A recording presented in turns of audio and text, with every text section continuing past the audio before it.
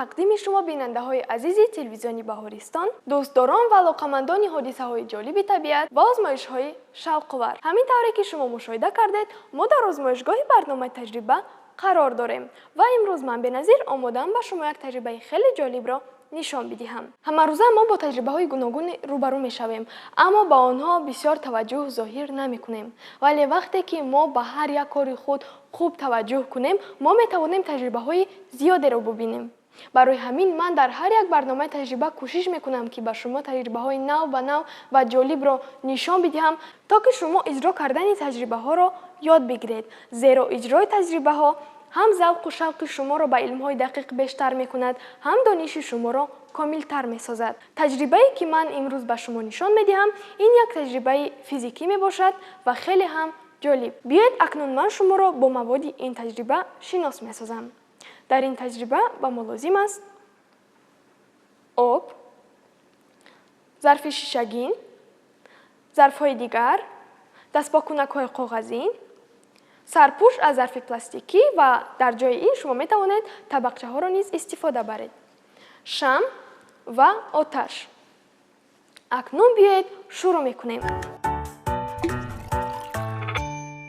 дар аввал мо сарпӯшро мегирем ва ба рӯи миз мегузорем.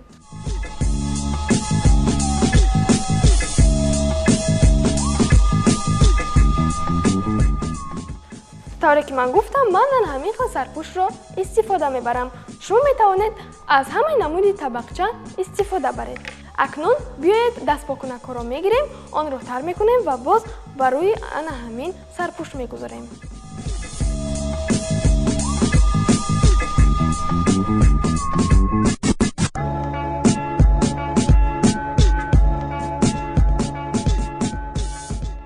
бинандаҳои азиз, вақте ки мо таҷрибаро бо дастпокунакҳои коғазин иҷро мекунем, таҷрибаи мо хеле хуб мегузарад. барои ҳамин, барои хубтар анҷом ёфтани таҷриба, ман ба шумо бо ана ҳамин хел дастпокунакҳо таҷрибаро иҷро мекунам. акнун онро қатъ мекунем ва ана ҳамин хел дар об тар мекунем.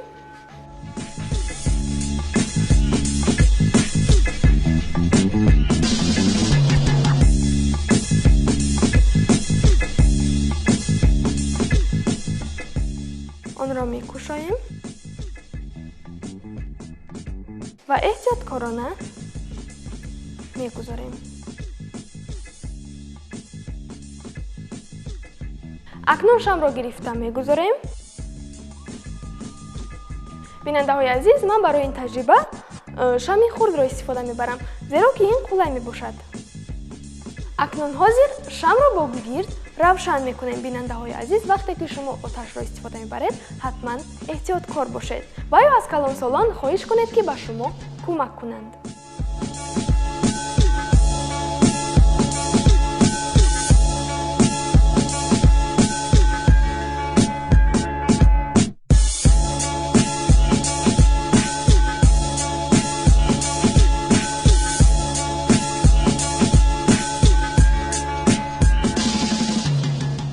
мо шамро равшан кардем.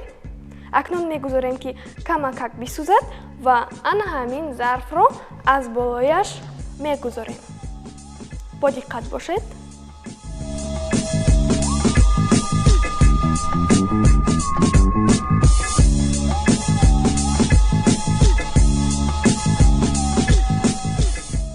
ана бинандаҳои азиз, бубинед вақте ки мо зарфи шишагинро ба болои сарпӯш гузоштем, шам хомӯш шуд. акнун зарфи шишагиро мебардорем.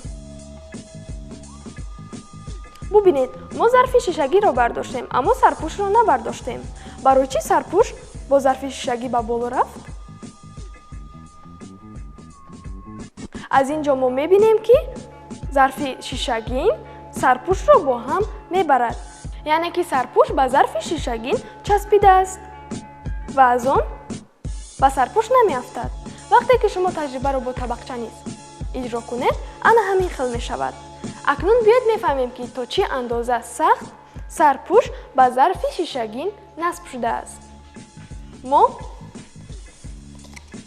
дуто зарфи пластикиро гирифта об мерезем ва ба рӯи он мегузорем ва мебинем ки зарф метавонад вазни ду зарфи дигар бо обро низ бардорад. об мерезем. мо ана ҳамин хел зарфҳои пластикиро пур аз об мекунем.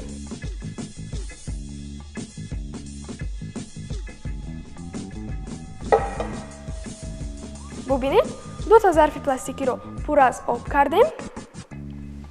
акнун ба рӯи сарпӯш мегузорем ва ҳам вазни 2 та зарфи пластикӣ бо обро низ мебардорад ё не?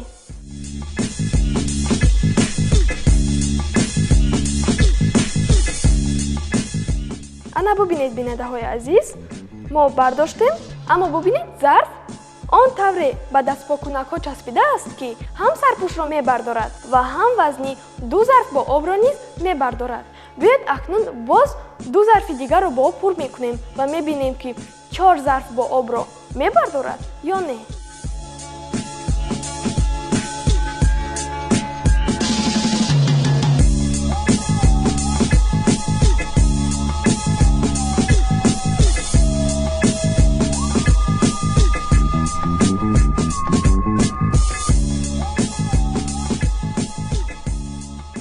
ана бубинед, мо 4 зарфро пур аз об кардем, онро ба дохили сарпӯш гузоштем. биёед ҳозир мебинем, ки зарфи шишагин вазни 4 зарф бо обро мебардорад ё не? ва ҳамин тавр мо мефаҳмем, ки то чӣ андоза сахт зарфи шишагин ба сарпӯш часпидааст.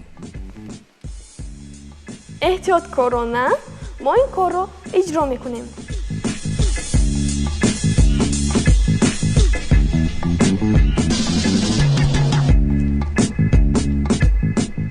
ана бубинед, мо ҳамин қадар баланд зарфи шишагинро мебардорем, аммо ана ҳамин хел часпидааст, ки вазни 4 зарф бо обро низ мебардорад. мо дар дохил чӣ кор кардем? Фақат шамъро равшан кардем ва аз болояш зарфро гузоштем ва ҳамин тавре насб шуд, ки ҳам вазни сарпӯш ва ҳам вазни 4 зарф бо обро низ мебардорад. дидед то чӣ андоза сахт зарфи шишагин ба сарпӯш часпидааст. чӣ хел таҷрибаи ҷолиб буд. акнун биёед сабаби ин таҷрибаро мефаҳмем. бо диққат бошед. оташ ҳавои дар дохили зарф бударо аз байн мебарад ва фишори ҳаво коҳиш меёбад. барои ҳамин зарф ба шиша маҳкам мешавад. ана бинандаҳои азиз, сабаби ин таҷрибаро низ фаҳмидем. умедворам ин таҷриба ба шумо писанд омад ва шумо онро иҷро мекунед, зеро таҷрибаи хеле сода ва осон буд ва аз маводи иҷро мешавад, ки дар хонаи ҳамаи шумо вуҷуд дорад. ин таҷрибаро шумо метавонед дар аввал худ ва баъд ба хоҳару додараконатон нишон бидиҳед. ҳатто ба падару модаратон низ метавонед нишон бидиҳед. онҳо аз шумо як таҷрибаи нав ва хеле ҷолибро ёд мегиранд. акнун ман низ бо шумо хайру хуш мекунам ва агар шумо ягон таҷрибае медонед ва мехоҳед дар барномаи мо иштирок кунед, пас ба кӯчаи Шароз 31 телевизиони Баҳористон барномаи таҷриба муроҷиат кунед. мо ҳатман таҷрибаи шуморо ба бинандагон нишон медиҳем. то барномаи дигари таҷриба бо таҷрибаҳои шавқовар. хуш бошед.